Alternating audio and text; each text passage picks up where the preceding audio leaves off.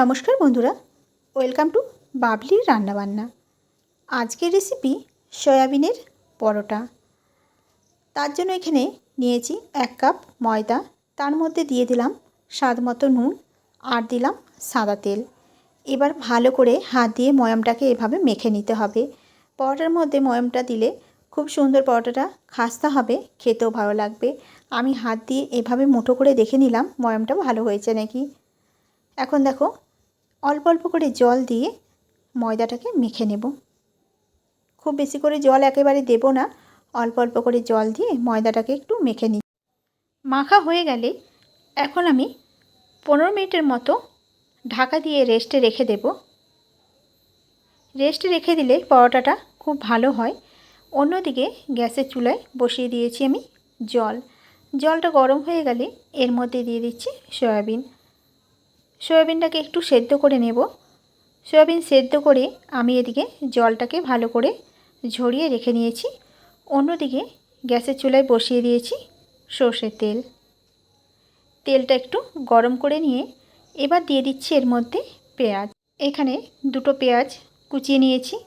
তেলের মধ্যে এবার দিয়ে দিলাম কুচনো পেঁয়াজ দিয়ে এবার পেঁয়াজটাকে নাড়াচাড়া করে একটু ভেজে নেব। তবে খুব বেশি লাল করে ভাজার প্রয়োজন নেই।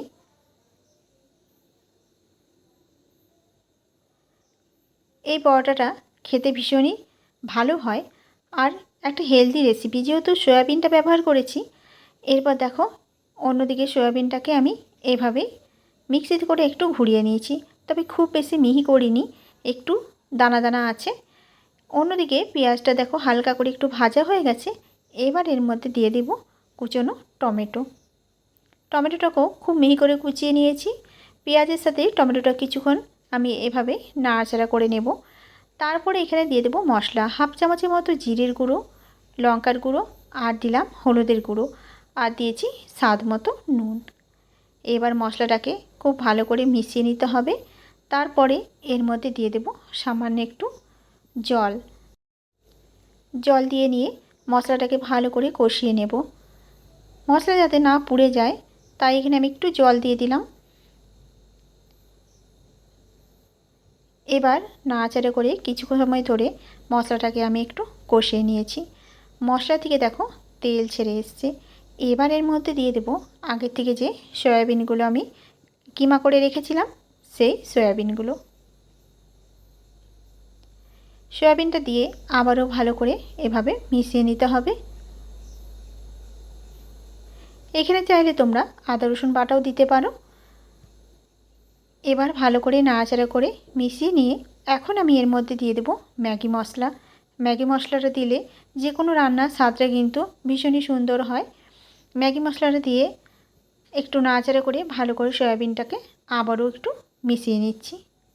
ভালো মতো মিশে গেলে তারপরে এর মধ্যে দিয়ে দিচ্ছি টমেটো সস দেওয়ার পরে আবারও ভালো করে সয়াবিনটাকে আমি মিশিয়ে নিচ্ছি। পুরটা যতটা সুন্দর হবে এই পরোটাটা খেতেও কিন্তু ভীষণই টেস্টি হবে। এখন ভালো মতো করে মিশিয়ে এবার আমি একটা থালায় নামিয়ে রেখে একটু ঠান্ডা করে নেব। অন্যদিকে যে আটাটা মেখে রেখেছিলাম আমি, তার থেকে দেখো এভাবে লেচি করে নিয়েছি। এখন একটু শুকনো আটা নিয়ে আমি রুটিটাকে বেলে নেব। যেরকম আমরা রুটি বানাই তার তুলনায় একটু বড় করে বেলবো।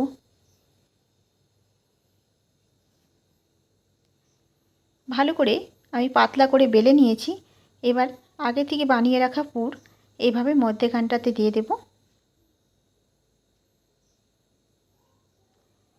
দিয়ে সাইডগুলো একটু জল লাগিয়ে এভাবেই আমি পকেটের মতো মুড়ে নেব। 4-5টাতেই ভালো করে একটু জল লাগিয়ে দেব যাতে ভাজার সময় ছেড়ে না আসে। এবার ভালো করে মুড়ে নিলাম। এবার হালকা করে একটু বেলে নেব, খুব বেশি বেলার প্রয়োজন নেই, হালকা করে একটু বেলে নিচ্ছি। ঠিক এরকম হয়েছে। অন্যদিকে গ্যাসের চুলায় আমি আগে থেকে কড়াই বসিয়ে তার মধ্যে সাদা তেল গরম করতে দিয়ে দিয়েছিলাম। এবার পরোটাটাকে দিয়ে ভালো করে পাশটাই লাল লাল করে ভেজে নেব। দুদিকটা ভাজা হয়ে গেছে, এখন নামিয়ে নিলাম। তৈরি হয়ে গেল আজকের রেসিপি সয়াবিনের পরোটা। আজকের রেসিপি তোমাদের কেমন লেগেছে অবশ্যই কমেন্ট করে জানিও। আর যদি ভিডিওটা ভালো লাগে লাইক করতে একদম ভুলো না। আজকের রেসিপি এ পর্যন্ত।